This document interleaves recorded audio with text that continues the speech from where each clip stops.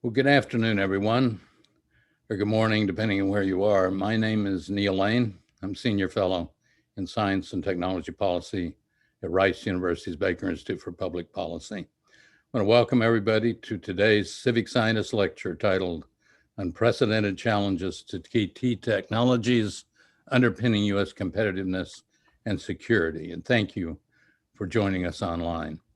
Before we start, I want to thank our supporters who make our research and our other policy activities and this event possible.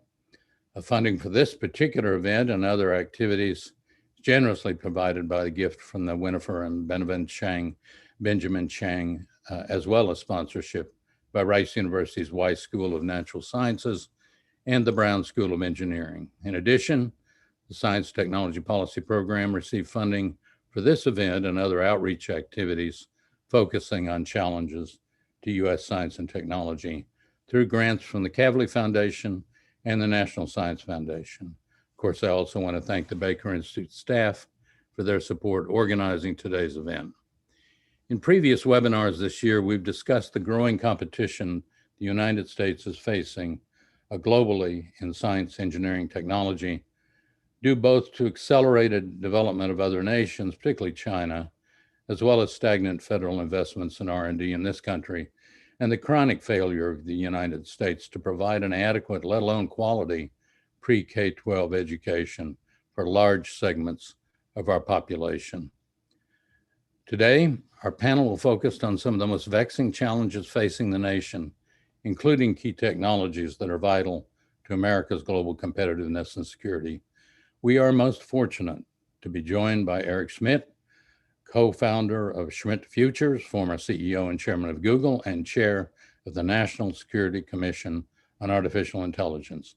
Eric served on President Obama's Council of Advisors on Science and Technology, PCAST, as it is known. We're also pleased to welcome Norm Augustine, former Undersecretary of Army, retired CEO and chairman of Lockheed Martin. Norm served on the President's Council of Advisors on Science and Technology for both Presidents Clinton and George W. Bush. That's, I think, 16 years, if I'm not mistaken.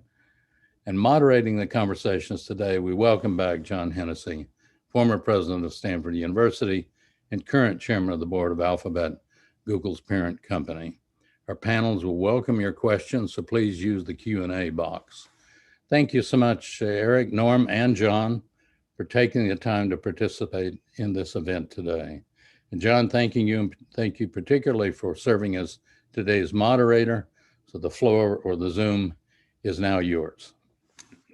Thank you, Neil, and thank you everybody for joining us today.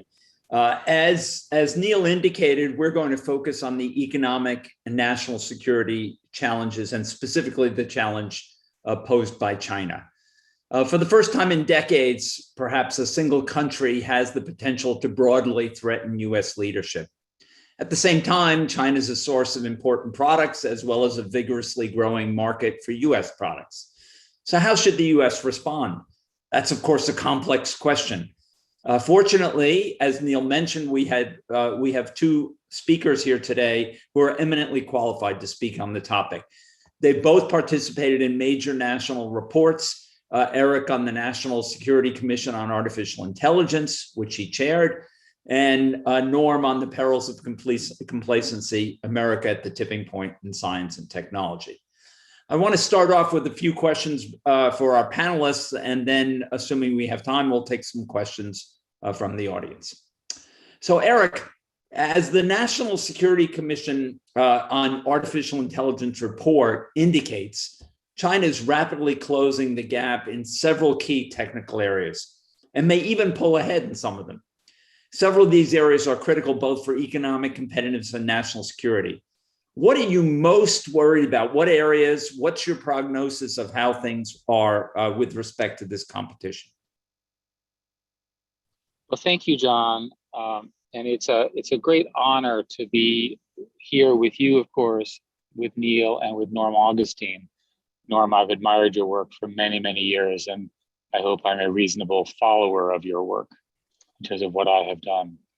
The China threat is very real because unlike many of the other competitors the US has, The Chinese have figured out that science, platforms, and technology provide enormous both national security as well as economic security.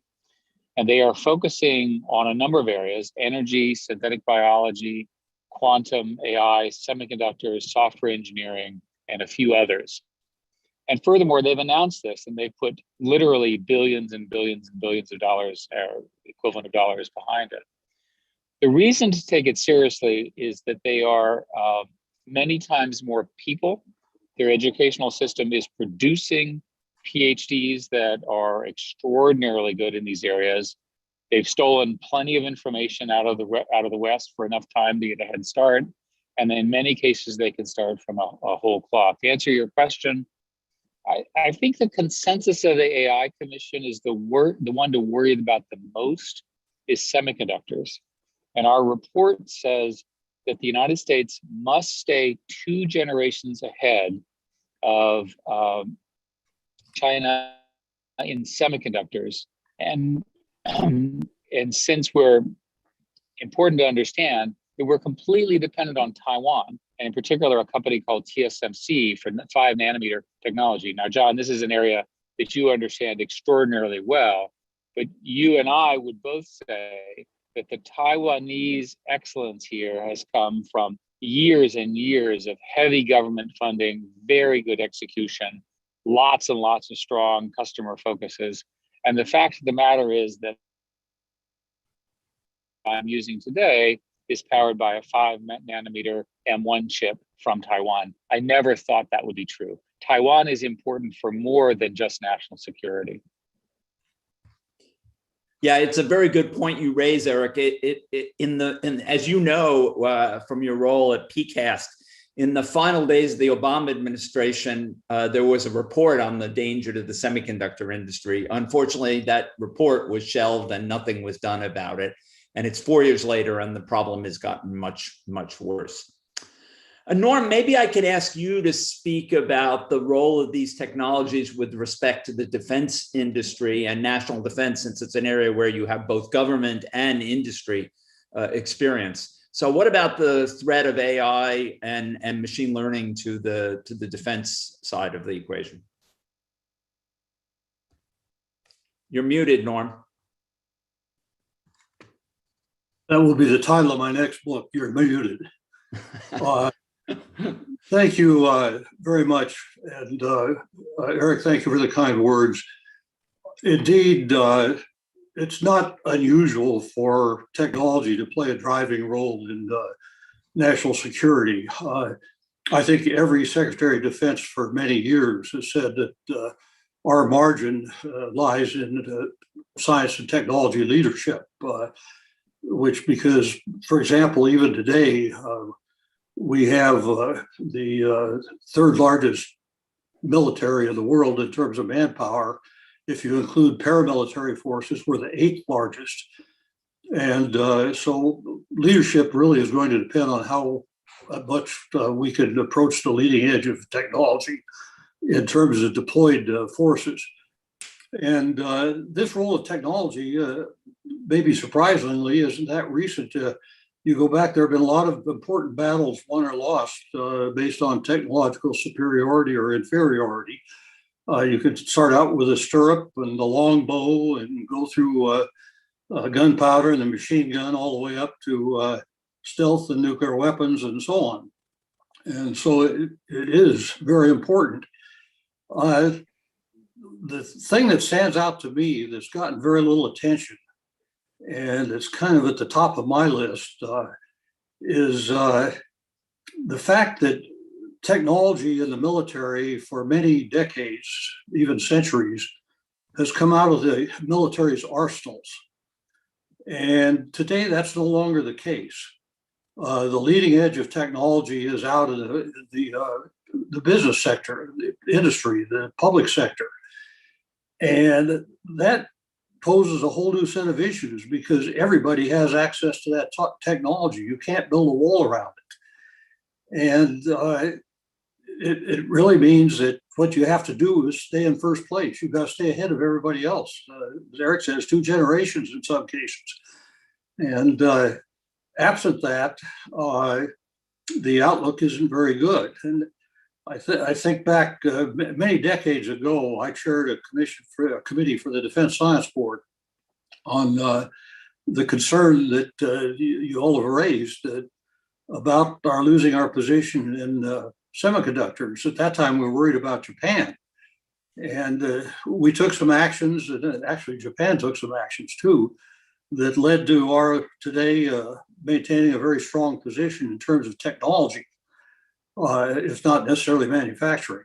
And this is a whole new world that we're in today, with the technology largely being out in the public sector, and with an ally that is building an economy that's going to pass ours before long.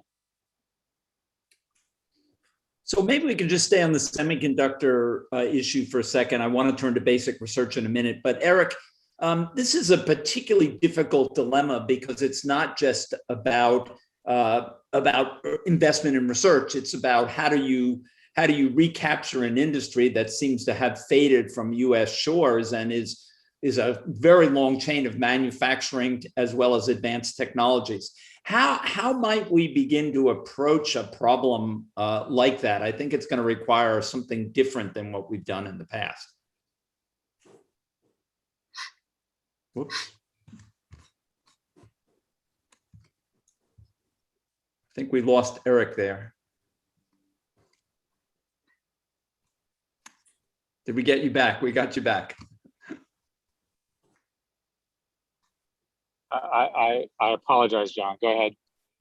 So I was just asking, with respect to the semiconductor challenge we face, it's certainly investing in research is important for next generation technologies, quantum and things like that. But how do you see what kind of strategy might you envision about recapturing a lead in semiconductors as well as in semiconductor manufacturing, which is of course a critical piece of this and the place where TSMC has really excelled? So there is something called the CHIPS Act, which is going through Congress, which is important that we support. It has the support of the Semiconductor Industry Association and a few others. And its objective is basically to fund research in more advanced microelectronics things, as well as provide funding for private sector development of fabs, largely in the Southwest. It also includes a component for national security.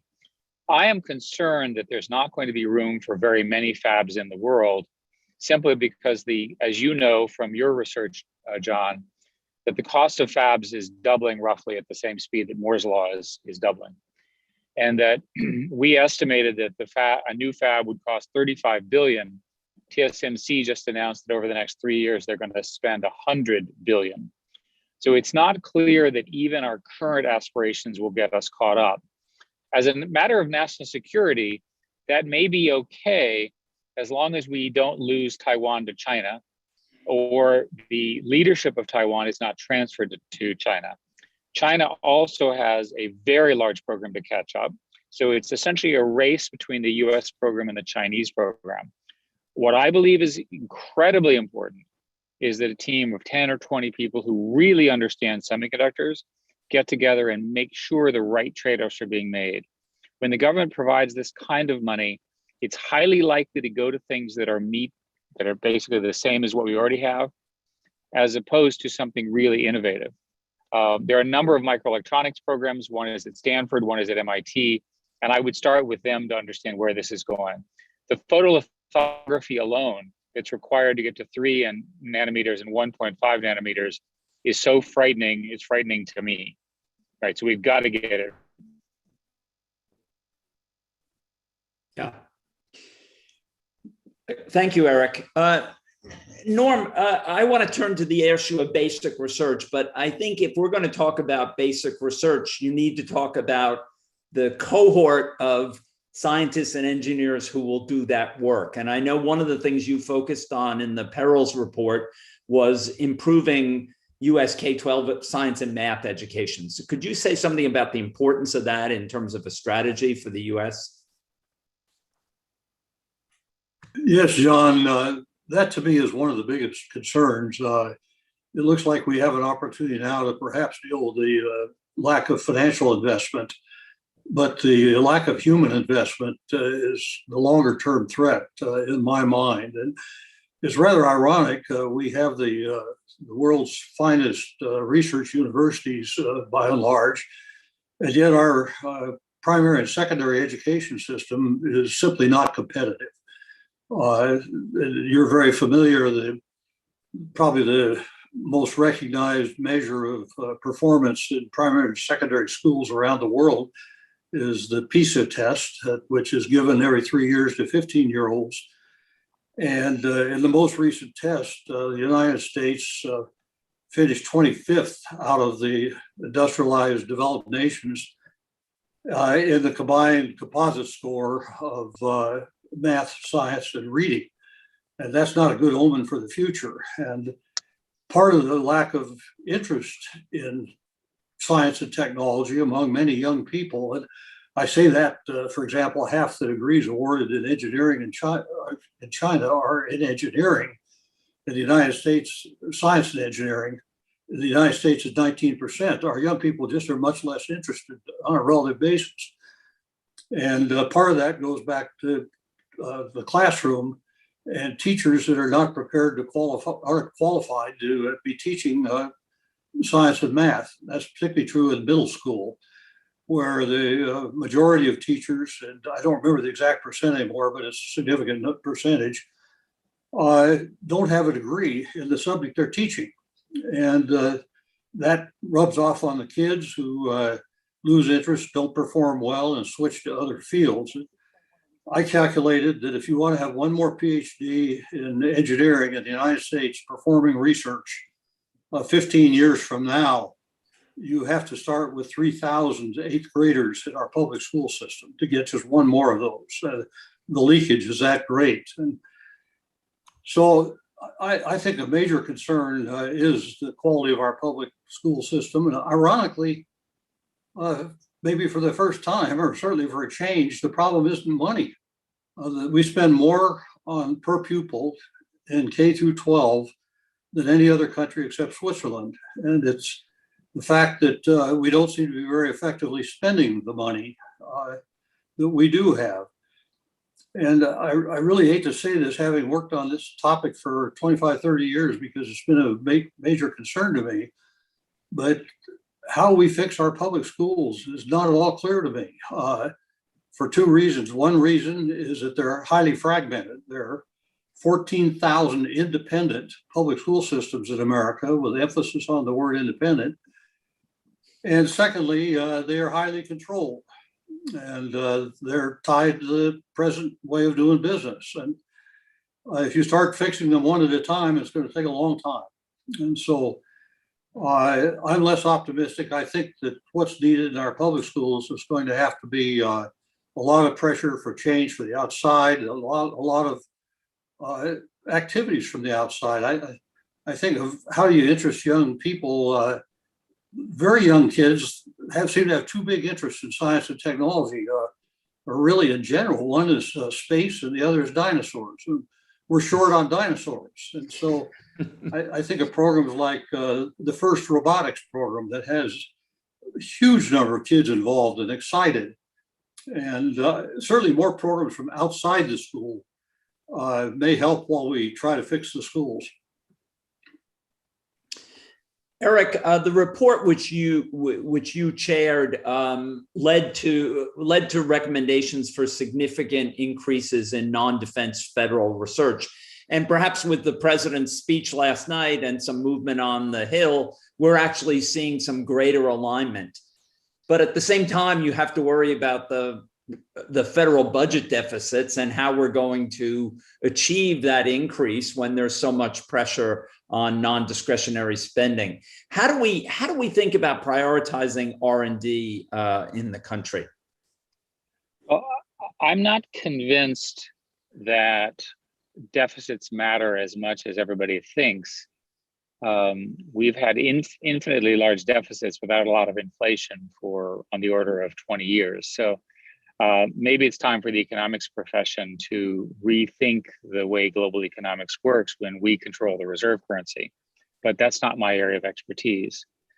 It seems to me that the most important,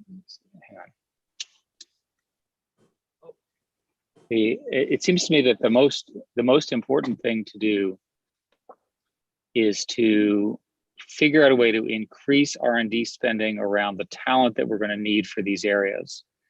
And I would say now that people have always said it was lack of capital, lack of markets, economic systems. I think now for competitiveness, it's all talent. It's only talent. There is nothing but talent. So I'll give you an example that it's conventional in the AI world to say that oil is the new data, but the evidence is that oil is not data is the new oil. Excuse me. The evidence is that people are the new oil, because if you look, the algorithmic gains outpace everything else. And in our report, we show evidence that China is gaining in algorithms at a profoundly fast rate for the reasons that you said earlier about the rate at which they're graduating, and Norm did as well. So it seems to me that to get your head around this, you have to say that our competitive advantage is entrepreneurship, algorithms, education. In other words, people and the way America organizes it. And we have to do everything to increase that. That specifically includes taking the strength that we have, which is the US government funding very strong research in US universities, which then ultimately creates both research as well as entrepreneurial opportunities and new companies. We have other proposals, which I'll just sketch for 10 seconds. There's a proposal for a national research network. Turns out that the big companies like Google, which you and I are part of, have lots and lots of networks and power and chips and so forth. Lots of startups don't have the same access to that. We're proposing that universities need access to that because they need the kind of computing power and data that the big companies have. That's more pro-competitiveness. The other thing we talk about a lot is this question about foreign students. You know this because you're an educator. We studied very carefully the question of Chinese students, because everyone says, oh, let's just ban them. Well, it turns out that the majority of the top papers have a foreign co-author or two. The majority of the foreign co-authors are Chinese origin, Chinese-born, Chinese nationals in the United States. So if you want to hurt the United States, ban the Chinese students from US universities. Why? Because those Chinese students are participating in moving our research forward, and our research is currently better than China's and the others. Yeah, I think this is a very important point, Eric, as you know from your experience in the Valley. I mean, you look at how many companies, Sun, Intel, Google, had somebody who came from outside the United States in that founding team. And I think we've been lucky in the Valley to import so much talent, and keeping those doors open and importing that talent while we also address Norm's issue of improving our own K12 system, which I think we all realize is going to take longer. So one of the questions that came up in the chat, Norm, is why can't we get a handle on this K12 problem? Part of the problem seems to be getting teachers who are qualified to teach in math and science and restructuring the way we compensate them so we can pay them more. But there seems to be a great deal of resistance to that, as well as the local control issue. You talk to parents, even parents whose kids are not in great schools, and they still want to keep that local school and keep it as it is. Are there ways to break what seems like a deadlock around these sets of issues? I think it's going to be very hard, John. Whatever change comes will have to come from outside. I don't think it'll come from within the schools. And if you'll permit a personal story, I'd always wanted to teach, and I wanted to teach 8th grade algebra because it's such a pivotal point in a career. If you don't take and do well in 8th grade algebra, you're pretty much cut out. It's not like you could decide to go to law school your senior year in college. You can't say, well, I'll skip algebra and start with calculus or something. And my personal story is that having always wanted to teach 8th grade algebra, I took early retirement from my job in industry. I thought I could teach. And it turns out that I'm not qualified to teach 8th grade algebra at any school in my state, any public school. in spite of the fact that I took all kinds of math in graduate school at Princeton. And the dean at the Princeton Engineering School called me and said, "I hear you'd like to teach." And I said, "Yeah, but I'm not qualified." He said, "Well, why don't you join the faculty here?" Which I did. And so it's not that there's not talent out there. It's just not attracted to our schools for a number of reasons, one of which is salary. And that's not necessarily the only one. The average teacher today stays in our public schools 5 years until they leave. And what company can survive with its payroll turning over every 5 years, as you all would be well familiar with? And so basically my elevator speech is to bring the free enterprise system to the public school system, just as we have to our universities. You reward competence, and those who are not capable of performing their jobs well, you help them find a job in a different career where they might be successful. And that's the antithesis of the way we run our public schools. And it's a kind of a horrifying story that I'm portraying, but I've struggled with it for many years.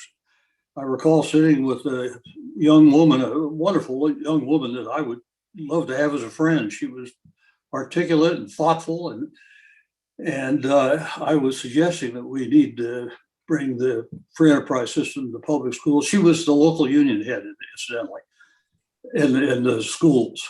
And I said, we ought to pay really good teachers twice what they get, and we ought to get rid of the poor teachers. And she said, well, at least the first part of that, she said, wouldn't be fair. I said, why not? She said, well, they have the same degrees, they spent the same amount of time in college, they teach the same number of hours of class, and they teach the same number of students. So why would you pay one of them twice what another one gets? And the other argument is how would you tell who the good teacher is and who isn't? And my answer to that is to go talk to the kids. They know. They can tell you. And so I don't mean to be a bit pessimistic on this part of the problem, but some of the things that we can fix the financial part of it. We can attract more people from foreign countries, which we certainly need to do, as you say, in addition to improving our own educational system. But this one's going to take time, and you don't change a school overnight, and you don't change 14,000 school districts overnight. Yeah, I agree with that. So Eric, let's turn back to this issue of basic research. So while the federal investment has remained relatively static and in some cases even lost ground with respect to inflation, private industry has spent more. I mean, as you pointed out, areas like quantum computing and AI industry is investing a lot of money. And recently, we've seen an increase in the amount of philanthropy going in to support basic science. And I thought this would be good to hear from your perspective about the work you're doing with Schmidt Futures and maybe also the Schmidt Fellows building out the cohort of great scientists. Could you tell us about how you think about this and what the importance of philanthropic investments in this kind of work are? Well, thank you. So let's start with the observation that R&D spending in the United States at the federal level is 0.7% of GDP, which is the lowest it has been since Sputnik in 1957. So a fair reading of the success that all the people have had on this call, on this Zoom, is related to the fact that the government was funding more R&D for us than it's funding for future scientists, future inventors, and so forth. So we've become complacent with respect to the importance of federal funding of basic research. Corporations are definitely filling in the gap. And a number of corporations, again, including Google, Facebook, Apple, a few others, are actually doing real basic research funding, but as a percentage, it's still very small. Furthermore, corporations are not organized around the kind of basic research with unknown goals that things like that DARPA and the NSF and so forth have done. There are a number of proposals in the hopper to essentially, for example, double the National Science Foundation budget, et cetera, over the next few years, all of which I think we should all support, because that money will be well spent. The other choice, of course, is private philanthropy. And I hope that this generation of philanthropists, which fortunately include myself, will realize that it was science and technology as opposed to your brilliance that got you to where you are. In other words, I may be intelligent, but there are plenty of other intelligent people before and after me. But the important thing is that all of those people benefited from the discoveries that created the platforms that we know about. And so in our case, I'm interested in a couple of things. I focused on something involving Schmidt Science Fellows, where we're looking for people who are postdocs who want to switch fields. One of the ideas that we have is that people who have a PhD, if we can find people who are getting their PhD who want to switch fields, that is, they want to go from, for example, astronomy to cancer, right, which is sort of the same in that you're looking for small things that are very hard to see, that's going to be a material improvement. We recently started working on an idea of focused research organizations. And the idea there is that you fund collaborative groups that are spinning out of universities that are not quite ready to be startups. Mm-hmm. So in other words, you put the team together, you build the lab, you get them to the point, and then the philanthropic goal is to get them to the point where there's either some major advance or they can all go off and form their own companies. There seems to be a problem in our system where the universities have lots of, and again, you're an expert at this, very specialized people, but a lot of the great breakthroughs are going to come from interdisciplinary groups that are hard to get. So I would encourage people to think of, let's fund 100 new institutes that are small, right, that solve a very interesting barrier in science or problem that we have today. And if I were you, I'd start with biology, because biology, by the way, is going through a revolution. It's similar to what my industry, computer science, has gone through. Look how successful that's been. Biology is just as interesting, probably more important, and certainly more complicated. Yeah, I think your notion of trying to invest in these things that fall into the so-called valley of death between the universities and industry is an important one. And Norm, maybe I can ask you to speak some more on this topic. You've talked about ways in which we could expand government, university, industry partnerships, looking to maybe some IRS changes that could help strengthen those things. Could you say something about some of those ideas? I'd be glad to comment. And let me just say that I view this as kind of a three-legged stool in terms of our ability to compete, particularly in science and technology. The three legs are our academic system, our university system that you know so well, which is unsurpassed in the world as a whole. And the second leg is our industry, which certainly is very strong overall. And the third leg is our government. And having served somewhat in all three, I guess I would describe the relationship among them as somewhere between disinterested and antagonistic. And that's not a formula for success. And there are various reasons for this that one can cite. The sorts of things that come to my mind. Interesting you point to some of the tax rules and the likes, which are certainly there, but I would also point to conflict of interest rules. One of the best ways to bring organizations to get to understand each other, know each other, and work together is to move people. I've always said the best way to do technology transfers is to transfer people. And we make it very hard today to take people from industry to government, from government to industry. It's assumed you're a crook and are going to try to take advantage of the system. And going from the private sector to academia runs somewhat contrary to the tenure system and so on. And a lot of people, particularly young people in academia, and again, you know more about this than I, but it's hard for them to go off for 3 or 4 years in industry while they're trying to seek tenure, which takes a fair amount of time.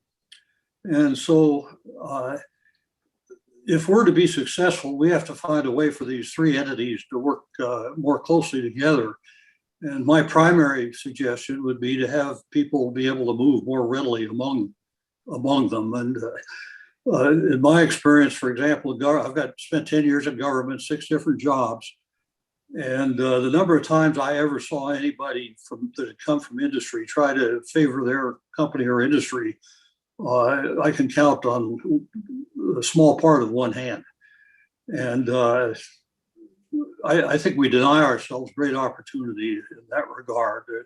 There's a lot of talent in all three, very dedicated people in all three, but they just don't work together like they do in other countries. And I apologize for the phone there, but some of the other countries with which we're familiar, the three are almost one. And I'm not arguing for that either. I do not want a centralized industry, for example, or a centrally governed industry. But it would be nice to be able to get together and do a long-range plan and go to what, like Eric said, what are the, I've done this in my own case, what are the half dozen technologies that you would bet on today, or the sciences that you would bet on today? And we could agree on that together and then work together instead of each of us going our own direction. And just communicating, that sounds pretty fundamental, but that would help. But that gets me off on the subject of planning, and that's a whole other subject. Our country doesn't have a long-range plan. We don't even have a capital budget. Can either of you imagine a company without a capital budget? And so on. Anyway, it's a major task. Yeah, I agree with you. Some notion of having a strategic plan about industries and technologies you think are critically important and investing in them without micromanaging the research agenda of individuals. John, let me just add that I think there is a general agreement on what that list is. And furthermore, 2 years ago, China announced its strategic plan. And so if we get confused, we should just adopt theirs. Okay. And by the way, the consensus seems to be the following: artificial intelligence, robotics, energy, very, very important, synthetic biology, quantum AI, semiconductors, and there may be a couple of others. But when you get groups of people together, and I've been doing this now for a couple of years, you end up on roughly that list. I think that the government in some form should make that list and say, since we don't have an organizing principle, which is Norm's point, why don't we just organize around these? Now, that doesn't mean central planning. It doesn't mean you have to fund them to the exclusion. But just saying people, we want to win in these 6 or these 7, people are looking for leadership here. Now, there are a number of private groups that have proposed such lists. Our AI report has such a list in it. They're all pretty much the same. So then the disagreement is how much money and what the strategy should be, which goes back to your point about semiconductors. Now, I want to win in semiconductors. We need some money, but I really want a winning strategy, right? I want the same thing in AI for our nation. I want the same thing in software. I want the same thing in energy. And if we don't, what will happen is you'll end up in a situation like we have with Huawei, where Huawei, a combination of government funding, intellectual property theft, and innovation at the MIMO level, has created an option which does not have a very good alternative for people who do not want to use the Chinese solution, right? We want to avoid this everywhere else. Yeah, I agree with you, Eric. So the interesting thing is, I mean, that's sort of been that strategy of picking strategically important technologies and investing in them with a long-term future has sort of been the DARPA strategy for many, many years. And figuring out how we can preserve that. Obviously, during the Obama administration, we created DARPA-E to do that, focused on the energy sector. And maybe we need to think about other sectors in a similar fashion. Eric, related to this issue of innovation and partnerships, one of the things you talk about in the report are regional innovation hubs. As a way to kind of think about how we grow innovation more broadly in the United States. I don't think any of us think it's a good thing to have so much of the industry concentrated in such small geographic areas. It would be better for the country if we had multiple hubs of innovation. How could you see that working? What really needs to happen to foster that vision? Well, there have been a number of books that basically point out the regional nature of innovation in America. we tend to have this bias of East Coast, West Coast, but there's plenty of examples of this. The best way to do it is to think about regional hubs with regional universities, right? So the UNC North Carolina Research Triangle area is an example. Nowadays, Austin is an example. There are plenty of others. We could, as part of our strategy, say that we're going to try to strengthen those. After all, it's the state universities and the land grant universities that had such an improvement over the average person's life in America over the last 50 to 75 years. So that's why we're so focused on regional innovation. I have a question that I'd like to hear both Norm and Eric address, which is the issues around applying these technologies to national security. And it's been a challenge outside of traditional defense industries to really figure out how to engage some of the best technical companies in the country. I'd be interested to see if you have any thoughts about new ways we could approach that might overcome some of the challenges we've had in applying the best minds to these problems that are critical to the national interest long term. Eric, do you want to start? Well, there is something called Augustine's Law that, which I'm sure you've heard about. Maybe you should repeat the law. Eric, I will never live that down, and my employers have always been terrified by it. And I was working in the Pentagon in 1965, and I made a plot of the unit cost of every combat fighter attack aircraft in the U.S. inventory, starting out with the Wright brothers aircraft, and I plotted it versus time. And it turns out on a log scale, it's a very linear relationship. And I extrapolated the data, and I was able to also extrapolate the defense budget. And I could show that in the year 2054, that the entire defense budget would buy only one tactical aircraft. And I took that further to point out that it would have to be shared between the Army and the Navy, the Air Force and the Navy 3 days a week. And the Marine Corps would get it on the extra day during leap year or something like that. And sadly, The Economist, Eric, not long ago, updated my plot. And it's like some of the other more famous laws, one of which you just mentioned, it's still true. What is it, 50 some years later? So anyway, that's the law. So Norm saw this 50 years earlier than I did, but it's exactly the same. So let me describe, I was the chairman of something called the Defense Innovation Board for 5 years, which worked pretty hard on this question. So the way the government typically works is there's something called the POM process, POM, and you plan today for spending that you're going to do in 2 years. So 2 years later, the money arrives, and then the 30,000 procurement professionals that are part of AT&L design the product without input from the vendors, because getting input from the vendors would be a violation of law. This spec, which is very long and very detailed, is given to the vendors, who then work hard to produce competitive offerings. Eventually, one is selected, and then that selection is delayed for 2 to 3 years while the others sue the decision process. Eventually, this is resolved, and then we start to make a product which doesn't work very well, that uses technology that was 5 years ago, but it takes approximately 10 years to get to maturation with all sorts of screaming and yelling.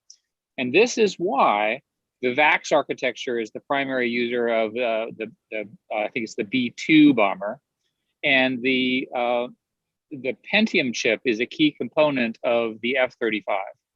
Now, these are trillion-dollar weapon systems. And the only way to solve that is to change the way you do development to a more agile model. And in working with the military, everyone says yes when you say agile, but no one has to do it. So let me describe agile. Agile is you have a team that works with industry that designs a beautiful design and builds one, right, to make sure it works, an actual one. and then competes for the many that have to get built. That will both save the time and so forth. Software in the military is treated as, it's an accounting rule where it's treated essentially as repair. It's not treated as a product, and any repair money that's not spent in some program is captured. So you can't hold a software team for very long. They're actually disassembled. Again, these are 1970s models. Maybe I should have used 1965 as my reference point for how it works. So the problem, to answer your question, John, Ash Carter, when he was Secretary of Defense, had the idea of creating something called DIU, which was a team that would give essentially funding for early prototypes in the private sector. That has been quite successful under a guy named Mike Brown. Even they, however, have trouble getting themselves into this Byzantine process. And so there needs to be, in order for this to work, there have to be willing suppliers, of which there are now hundreds of companies that want to sell to our government things which are really going to help with national security. There has to be an induction group that doesn't play by these rules, that plays by different rules. Otherwise, it's not going to work. Yeah, it's a good point. It's a good point. Eric, one of the issues in your report is that it calls for democratizing AI development. Can you expand a bit on what you meant by that phrase, and what would a more democratic development of AI really look like? Well, first place, we have a lot of concern about American values in AI. As you know, AI is trained based on systems that may or may not have prejudices. There's a lot of evidence that there's a problem of values in AI coming. There's a lot of people working on it. So we make it very, very clear that the national strategy around national security in AI should be based on American values and not, for example, on our opponents' values. You can imagine if China were building our national security infrastructure, which would never happen, of course, there would be an awful lot more emphasis on civilian surveillance, which we would never allow. And they wouldn't be so worried about bias, which is very much a part of the current systems. So that's one aspect of democratizing AI. The other one is this question I mentioned earlier about access. In order to really make progress at something like general intelligence and so forth, you need a very large amount of computing and a very large amount of training data. A very small number of organizations, 2 or 3, have enough resources to do that. We need to democratize that.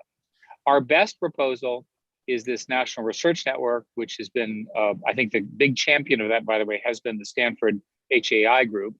So I'd like to acknowledge their work there.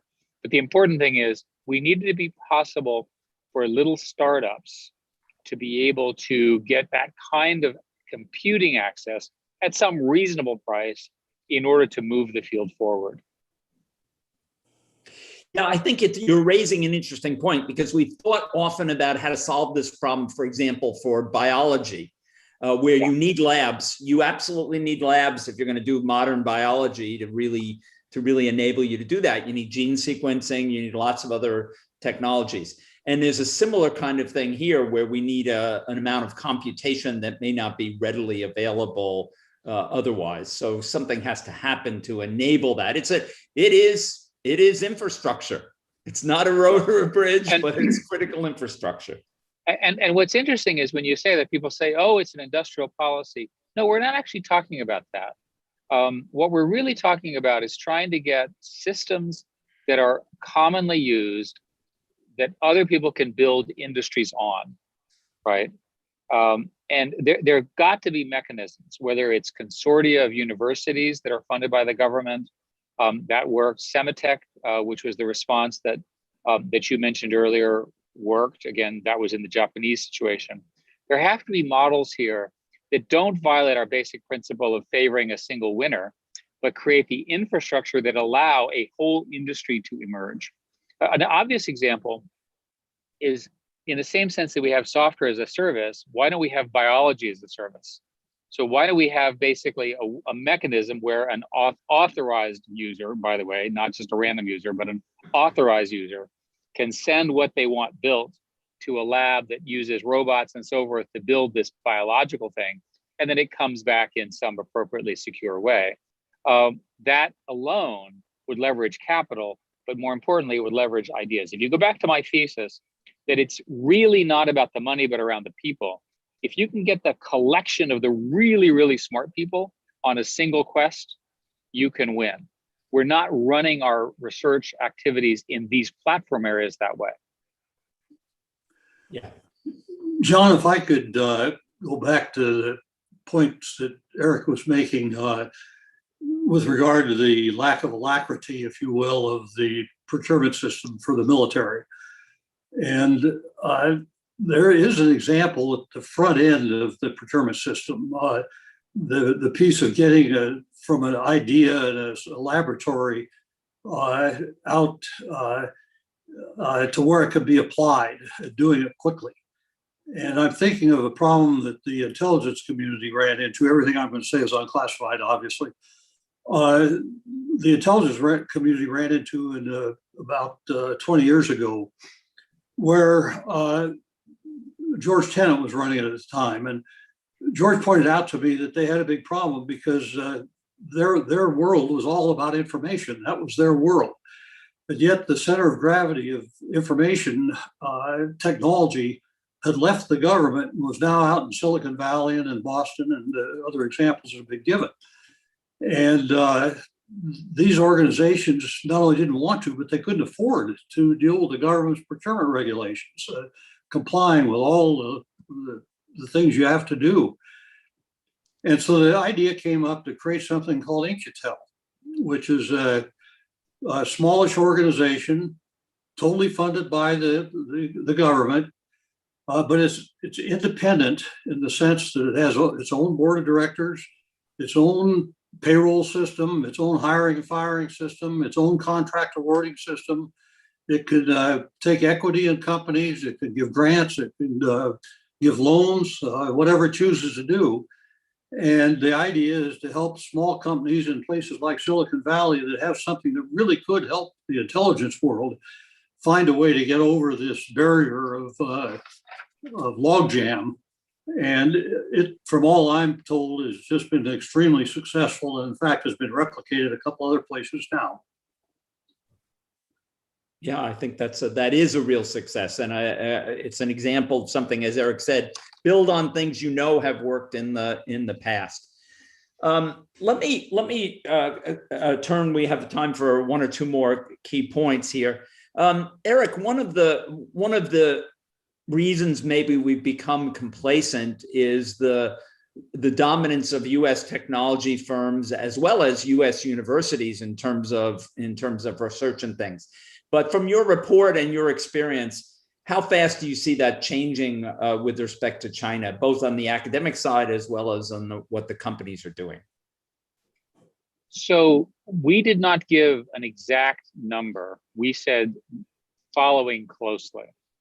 My own opinion is that the Chinese are probably 2 to 2.5 years behind us, which is a frighteningly short window. In semiconductors, they're probably 4 to 5 years behind us. In synthetic biology, they have something called a biobank, which they're working very hard to sequence everything in the world, every universe, every insect, every plant, you name it. And so it's hard to know how to calculate that. In energy, they're working very hard to catch up. And I would say that they're very, very close. In space, they're working hard. They're still well behind. In quantum, I thought they were pretty far behind. They had one team. They've just announced the creation of a quantum computing team, which looks like it's going to be at the state of the art fairly quickly. So I'd say 3 or 4 years. Just for the audience, these are very short periods of time in our world, right? 2 or 3 years, that's one product cycle. If you look at what happened with Intel, for example, Intel missed one product cycle at the 7 nanometer level and got into trouble with a particular process. That's only one of the many, many cycles they do. That's how close they are. That's why this is a national priority and a national emergency of focus.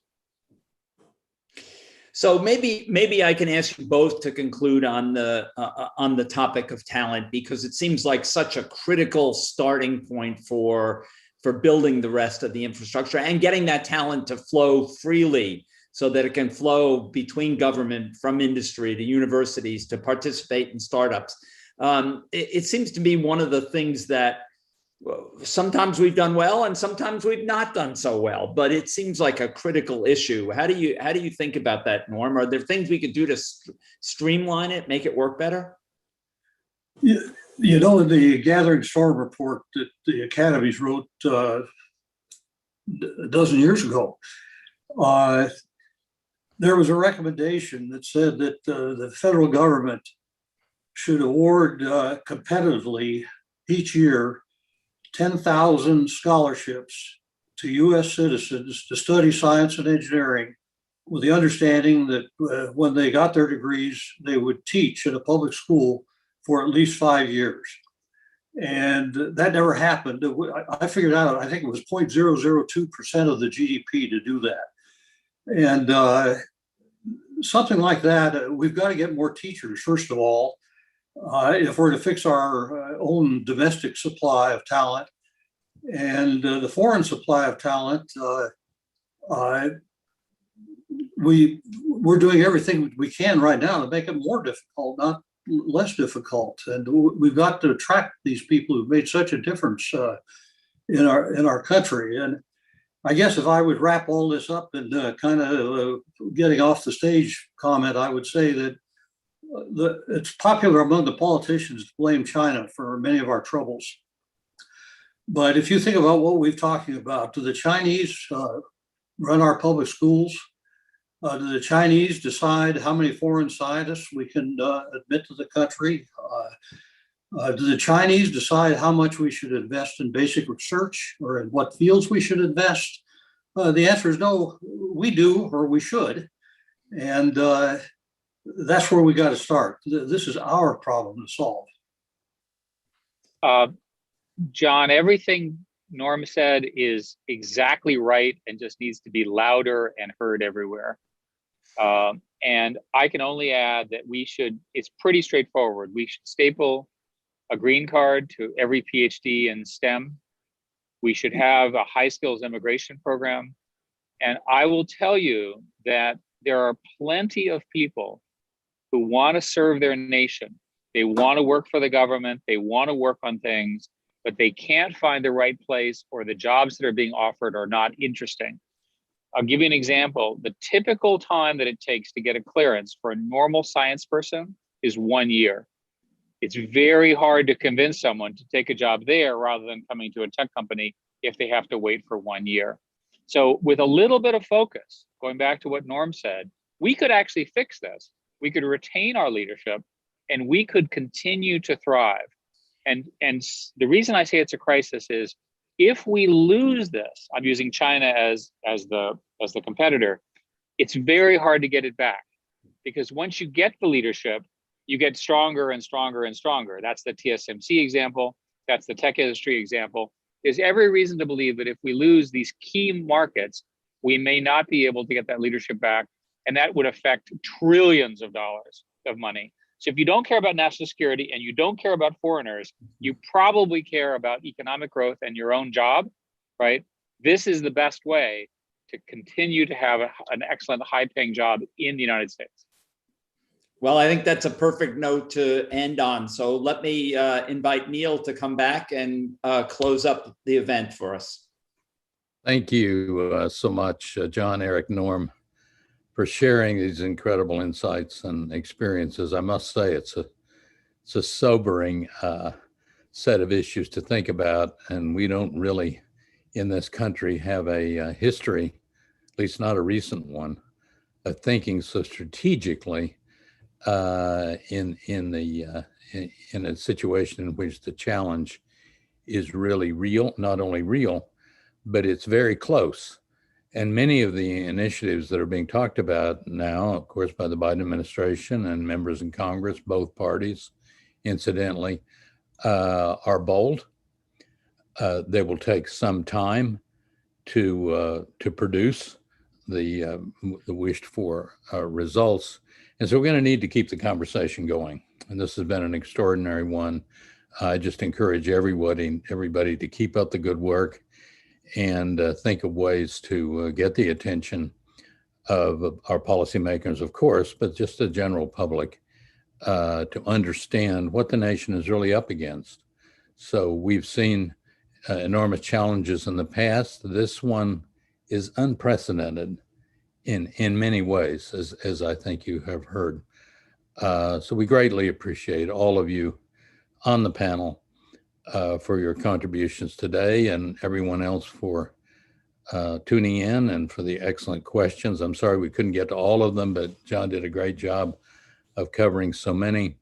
I encourage you all to check this event's webpage for any follow-up information about today's session or related issues. And of course, I invite you to attend as many virtual events, and when we can be back in business, many of you will be able to come and see us again. We miss you. We look forward to those occasions. You can certainly find more information on all those events at our website. And I do encourage you to look at Eric's report, a commission report. It's extraordinary. It's big, it's thick, it's bold, but it's also very important. And of course, for those of you who haven't had a chance to see the Perils of Complacency report, you can certainly find that on our website here at the Baker Institute or the American Academy of Arts and Science website. Thank you all. Till next time, please, everyone, stay safe, healthy, sane, and thank you for joining us today. Appreciate it. Thank you all. Thank you.